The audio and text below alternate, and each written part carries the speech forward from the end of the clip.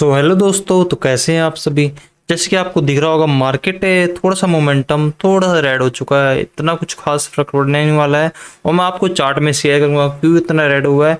सबसे पहले हम बात करेंगे मार्केट में क्या मोमेंटम चल रहा है इंडिया में, एंड इंडिया में टैक्स रेगुलेशन को लेके क्या क्या चीज़ें लोक सेवा में कही जा रही है। एंड उन चीज़ों को देखते हुए हम अब मैं आपको कुछ ऐसे ऐसे क्लिप्स दिखाऊंगा जिसके कि आप देख के खुद ही अंदाजा लगा सकते हैं पॉजिटिव या नेगेटिव ये क्लिप्स है या नहीं। तो यहाँ पे चलते हैं पहले मार्केट पे। मार्केट देखो अभी 47,000 पे बिटकॉइन टिका हुआ है। 47,000 से 48,000 के बीच एक अच्छी जो स्पोर्ट अभी उस टाइम इतने में अगर रहता है 45,000 एक अच्छी स्पोर्ट है। अगर उतने तक भी बिटकॉइन रहता है साइडवेज करता है तब भी अल्टकॉइन में अच्छा मूव आ सकता है। आप साफ साफ देख सकते हैं थ्योरम में एक डंप आया है, उसी कारण जो है मेजर्स कॉइन में जो है अच्छा खासा डंप देखने को मिला है। तो यही मैं आपको बात कहना चाहता हूँ कि क्रिप्टो करेंसी ऐसी मार्केट है जहाँ क्रिप्टो करेंसी वर्ल्ड एक ऐसा वर्ल्ड है जिसमें कि कभी भी जो है लोगों को अब बाहर जाते हुए देखा होगा और टू द मून कहते हुए लोग काफ़ी लोग आ जाते हैं। ये मार्केट वहाँ जाएगा यहाँ जाएगा, बट जब मार्केट डंप करती है वे लोग कहीं नहीं दिखते हैं, दूर दूर तक वे लोग नहीं दिखते हमें। यहाँ पे यही मेरा कहने का जरिया है कि यहाँ पे क्रिप्टो करेंसी मार्केट एक ऐसा मार्केट बन चुका है, एक ऐसा स्पेस बन चुका है जहाँ पे डिसेंट्रलाइज स्पेस है जो किसी थ्योरिटी के कंट्रोल में नहीं है। बहुत सारी बातें हैं करने को, बाकी थोड़ी शॉर्ट करेंगे वीडियो क्योंकि आज जो बताने वाला हूँ उसमें काफ़ी लंबी वीडियो बन सकती है, तो पूरी देखिएगा। तो चलिए शुरुआत करते हैं शुरू से। ये मेरी इंस्टाग्राम ये सॉरी ट्विटर की प्रोफाइल है, इसको आप फॉलो कर सकते हो, जो आपको दिख रहा होगा साफ साफ, इसको आप फॉलो कर सकते हो। पहले चलते हैं हम यहाँ पे माइक्रो स्ट्रेटजी ने जो अगेन जो बिटकॉइन को बॉय करा था 205 मिलियन के बिटकॉइन को जो यहाँ पे बॉय किया था। जब भी माइक्रो स्ट्रेटजी यहाँ पे बिटकॉइन बॉय करती है तभी जो अच्छा खासा डंप यहाँ पे देखने को मिलता है, उसी कारण जो बिटकॉइन अच्छा खासा यहाँ पे डंप देखने को मिला था। यही मैं बात कहना चाहूँगा कि बिटकॉइन जब भी डंप करता है तो एक अच्छा खासा डंप करता है, उसी कारण काफ़ी को मेजर क्रिप्टो करेंसी में अच्छा खासा डंप यहाँ पे देखने को मिलता है। तो यहाँ पे मार्केट में अभी फिलहाल मोमेंटम ये चला हुआ है कि मार्केट किस साइड जा सकती है। कई लोग कह रहे हैं कि नीचे जाएगी, कई लोग कह रहे हैं कि ऊपर जाएगी, बट यहाँ पे मैं अभी मार्केट के मोमेंटम से पहले कुछ ऐसी ऐसी बातें दिखाने वाला हूँ, तरफ जा सकते हो कि क्या कर रही है गवर्नमेंट हमारी, क्या कर रही है।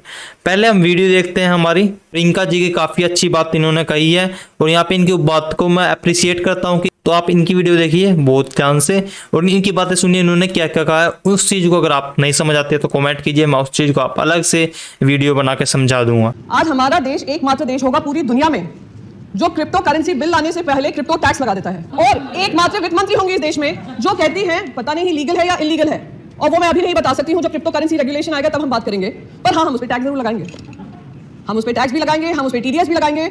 जिस तरीके से बताया गया इस पर टैक्स लगाओ टैक्स लगाओ टैक्स लगाओ और बढ़ाओ क्योंकि बाकी सारे देश कर रहे हैं, उससे मुझे ध्यान आता है जब देश में कंप्यूटर आया था। देश में जब कंप्यूटर आया था तो हमारा ये विपक्ष ही था जो बैलगाड़ी लेकर बाहर आकर अपोज कर रहा था, कहा था लाखों लाखों युवा बेरोजगार हो जाएंगे, बेरोजगारी चरम सीमा पे बढ़ जाएगी, ये सरकार युवा विरोधी सरकार है। और क्या हुआ?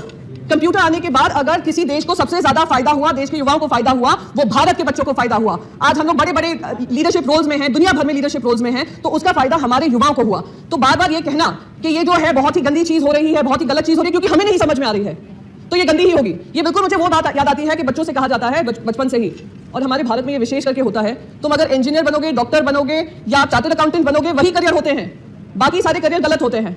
और अगर वो करियर गलत है, कोई और कुछ चूज करना चाह रहे हैं तो उनको रोक जाने की कोशिश की जाती है, अगर रोकते नहीं है तो कहते हैं हम घर के बाहर निकाल देंगे।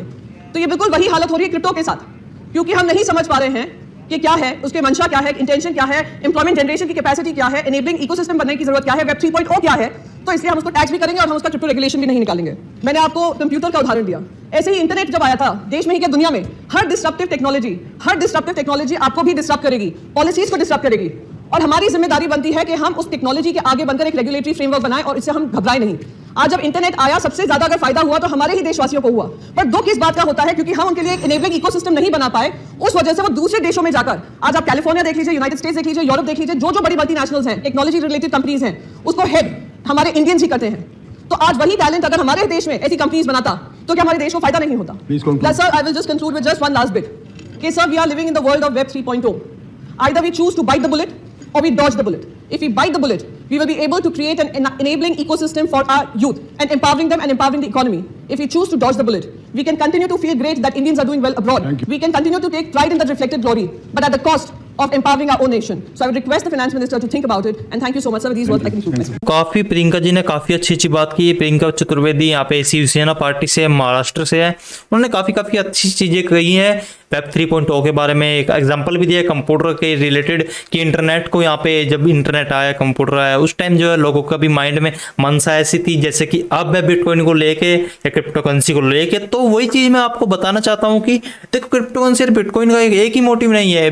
काफी चीजें ये चीज रिलेट करता है कि जो ट्रांजैक्शन इसकी एडवांटेज नहीं है, डिसेंट्रलाइज एडवांटेज है इसकी, प्रूफ ऑफ वर्क एडवांटेज है, काफी एडवांटेज है बिटकॉइन की। तो यहाँ पे सरकार कहीं ना कहीं सरकार को इस चीज में समझने में कहीं ना कहीं भूल हो रही है। अगर सरकार इस चीज को समझेगी तो वो भी इस चीज को काफी अच्छी तरह यहाँ पे देख सकते हैं। तो अगली वीडियो देखते हैं। यहाँ पे हमारी निर्मला सीतारमण जी की, हमारी फाइनेंस मिनिस्टर की वीडियो है। So there has been a lot of interest on virtual digital assets. Several members spoke about it. I just want to put on the record some of the observations which will help clarify very many members who raised the questions on it.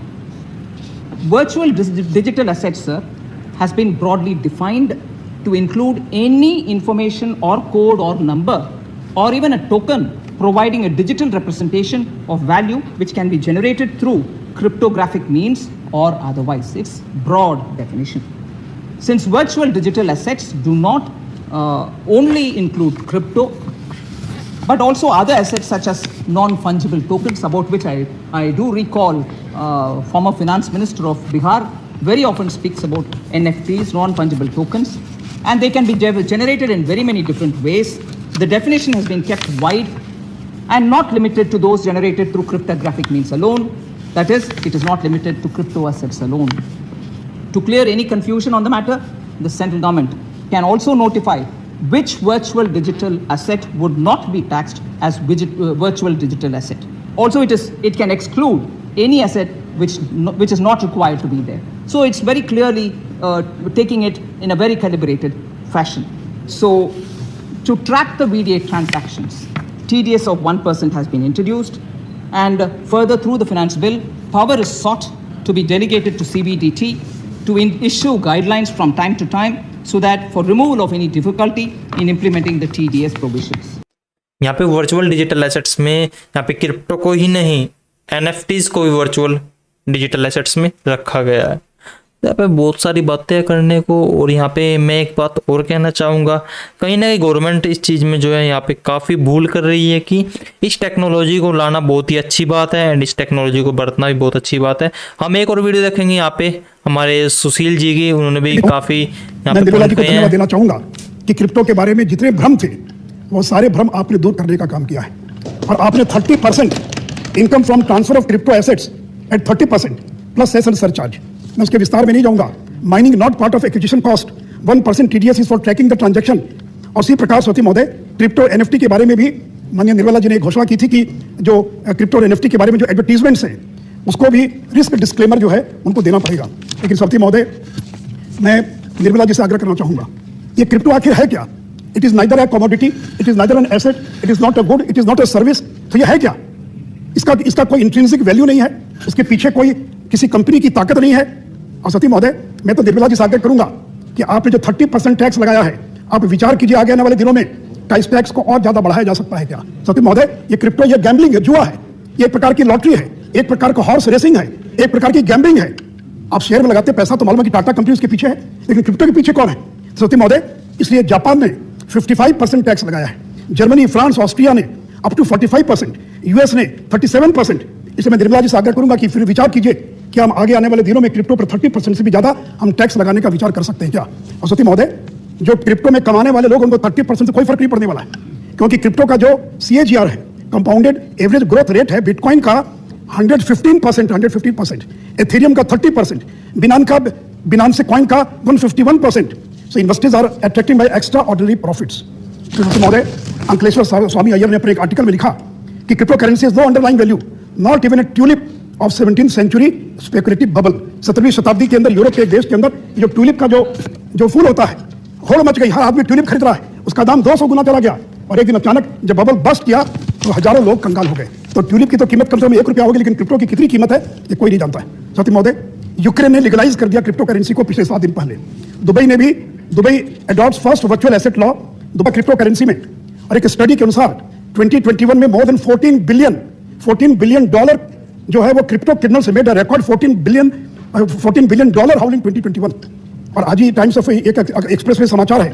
तो यहाँ पे उस चीज़ का मैं जवाब देते हुए कहना चाहता हूँ कि जापान ने जो स्लैब सिस्टम किया है जो कि इंडिया ने नहीं किया है, यूएसए ने सेम जो है कि क्रिप्टो यहाँ पे स्लैब सिस्टम का करा है जो कि यहाँ पे इंडिया ने नहीं करा है। आप देख सकते हैं जापान का स्लैब सिस्टम क्या है, एंड यहाँ पे आप देख सकते हैं टैक्स रेट। अगर आप $19,900 तक कमाते हो तो वहाँ पे आपका 10% टैक्स लगेगा। अगर आप 40,000 तक कमाते हो तो आपका 12% लगेगा। 86,000 तक कमाते हो 22%। ऐसे करते करते आप स्क्रीन पे देख सकते हैं यूएसए ने ये बना रखा है। अगली हम बात करेंगे जापान की। जापान ने क्या सिस्टम रखा है टैक्स का, खुद देख सकते हैं। लेस देन 1.95 मिलियन अगर आप मतलब पैसे कमाए, टैक्स ब्रैकेट रखा है उन्होंने, तो खुद देख सकते हैं स्क्रीन पे क्या क्या सीन है। तो यही चीज़ मैं आपको बताना चाहता हूँ कि हर चीज़ का मेरे पास जवाब है, पर कुछ कुछ जवाब जो है देने लायक नहीं होते, कुछ कुछ जवाब देने लायक होते हैं। तो काफ़ी चीज़ें यहाँ पे मैं आपको बताना चाहूँगा कि यहाँ साफ साफ ऐसी ऐसी चीज़ें हो रही है, पर यहाँ पर क्रिप्टो करेंसी में कोई इतना ध्यान नहीं दे रहा है। तो देखो क्या कर सकते हैं, बट यही है कि मार्केट में काफ़ी अच्छा जो है यहाँ पे मेरा व्यू है कि मार्केट कहीं ना कहीं जो है पॉजिटिव चली जाएगी। मार्केट में ये चीज़ सारी चीज़ें जो है ये काफ़ी शॉर्ट टर्म के लिए होती है, बट यहाँ पे लॉन्ग टर्म भी चीज़ें हो सकती है। बट मार्केट में इतना कुछ ज़्यादा फर्क नहीं पड़ता, बट फिर भी यही कहना चाहूँगा कि मार्केट है, कुछ भी हो सकता है। तो यहाँ पे यही चीज़ सबसे बड़ी है कि यहाँ पे मार्केट में हमेशा अच्छी तरह बुलिश मोमेंटम रखिए, और मार्केट का हमेशा ऐसा पॉइंट रखिए कि मार्केट किस साइड भी जा सकता है, एंड यहाँ पे किसी भी साइड आप जो है प्रॉफिट में रहे हमेशा। एंड यही चीज़ कहूँगा कि हमेशा बिलीव करिए ब्लॉकचेन पे, क्रिप्टो करेंसी पे। उसी के बाद हम बात करते हैं बिटकॉइन चार्ट की। देखो बिटकॉइन चार्ट आप देख स्टक हुआ पड़ा है यहाँ पे, बार बार जो है बीट करना चाह रहा है 48,000 को, पर बीट नहीं कर पा रहा है, बार बार जो है रिजेक्ट हो रहा है 45,000 सपोर्ट से। एंड उसी चीज़ को मैं आपको बताना चाहूँगा कि ये चीज़ भी काफ़ी अच्छी हो रही है कि यहाँ से अच्छी चीज़ें यहाँ पे देखने को मिल रही है। तो यहाँ पे ये भी चीज़ काफ़ी चीज़ अच्छी है और काफ़ी चीज़ भी गलत है बिटकॉइन चार्ट में। देखो अभी जो सपोर्ट है यहाँ पे 45,000 का सपोर्ट यहाँ पे बना रहता है, तो काफ़ी ऊपर की तरफ जा सकता है। अगला जो यहाँ पे स्टेज जा सकती है ऊपर की तरफ काफ़ी जा सकती है, वो जाएगी हमारी, आपको पता ही है हमारी स्टेज जाएगी अगली, अगर जाएगी तो यहाँ पे उससे अगला जो रेजिस्टेंस अच्छा खासा रेजिस्टेंस $51,000 के आसपास बन सकता है, जो कि सभी को पता है क्या सपोर्ट है क्या लेवल है। एंड उस टाइम 50,000 से $52,000 के आसपास एक अच्छा सपोर्ट, अच्छा यहाँ पे रेजिस्टेंस बन सकता है। उस टाइम रेजिस्टेंस का हम अच्छी उम्मीद कर सकते हैं। बट यहाँ पे अगली बात करूंगा मैं यहाँ पे ओपेरा मिनी की। ओपेरा मिनी एक आपको पता है अच्छा खासा ब्राउजर है। अगर यूसी ब्राउजर के बाद कोई रिकमेंड करता है तो ओपेरा मिनी ही ब्राउजर रिकमेंड करता है। उन्होंने बिटकॉइन, सोलाना, पॉलीगन और भी काफ़ी कॉइन्स के साथ है यहाँ पे इंटीग्रेट किया है कि आप इनके डीएप्स डाउनलोड करते हो, और यहाँ पे मेटावर्स प्लेटफॉर्म प्रोवाइड की है, गेमिंग प्लेटफॉर्म प्रोवाइड की है। रोनिन आप जानते हो कि कितना बड़ा वॉलेट है मेटामास्क की तरह। एंड यहाँ पे सेलो, नर्वस नेटवर्क एंड IXO की काफ़ी चीज़ों ने यहाँ पे इकोसिस्टम पे काम किया, लेयर 2 पे काम किया है। ओपेरा मिनी ने ये काफ़ी जो है वो ऊपर की तरफ आपको दिखा रही है चीज़ें, और काफ़ी अच्छी चीज़ें हैं यहाँ पे मेरे लिए। देखो तो यहाँ पे यही कहना चाहूँगा कि मार्केट में अच्छा मोमेंटम बना रहेगा। यानी इसी चीज़ को आप देखना चाहते हैं तो मार्केट ये काफ़ी ऊपर की तरफ जा सकती है, एंड आने वाले टाइम में काफ़ी अच्छा जो रिटर्न दे सकती है। अगर आप लॉन्ग टर्म होल्डर हो तो आपको कोई फर्क नहीं पड़ने वाला, अगर आप शॉर्ट टर्म होल्डर हो तो आपको बहुत जल्दी जो है फर्क पड़ने वाला है। मैं आपको एग्जांपल देता हूं, अगर क्रिप्टो करेंसी में किसी को पकड़ा जाता है, अगर कोई टैक्स नहीं देता है, आप सोच रहे हो मैं टैक्स ही नहीं दूंगा, कर लो क्या करोगे। अगर कोई पकड़ा जाता है कि मैं टैक्स ही नहीं दूंगा, अगर आप ये मान लेते हैं कि एक पेड़ पे 9 चिड़िया है, अगर 9 में से एक को गोली लग गई तो 8 तो उड़ जाएगी ना। तो यही देखो, इस बात में बहुत ही बड़ा मोटिव आप समझ सकते हैं। मैं खुल्लम खुल्ला कुछ नहीं बोल सकता। एंड एक और उदाहरण मैं आपको देना चाहूंगा गवर्नमेंट की तरफ से। देखो कई बहुत पहले की बात है, कई लोगों ने क्या किया, तूफान आया, कई लोगों ने बना ली दीवार और कई लोगों ने बना लिया विंड मिल। तो आप देख सकते हैं क्रिप्टो करेंसी के टैक्स से आप तूफान तो आप दीवार बनाना चाहते हैं क्रिप्टो करेंसी टैक्स के बीच और अपने बीच, या विंडमिल बनाना चाहते हैं क्रिप्टो करेंसी टैक्स के बीच या अपने बीच, तो सब आपके ऊपर है। मैं इस चीज़ में कुछ नहीं कह सकता एंड इस चीज़ को आपका काफ़ी चीज़ें जो है देख सकते हो एंड समझ सकते हो एंड काफ़ी चीज़ें खुल्लम खुल्ला नहीं बोल दी जा सकती। तो बस आज की वीडियो में इतना ही। अगर आपको वीडियो पसंद आई तो टेलीग्राम पे फॉलो करो, इंस्टाग्राम पे फॉलो करो, चैनल को सब्सक्राइब करो, घंटी दबाओ, तो बने रहिए हमारे साथ और देखते रहिए क्रिप्टो इंसान।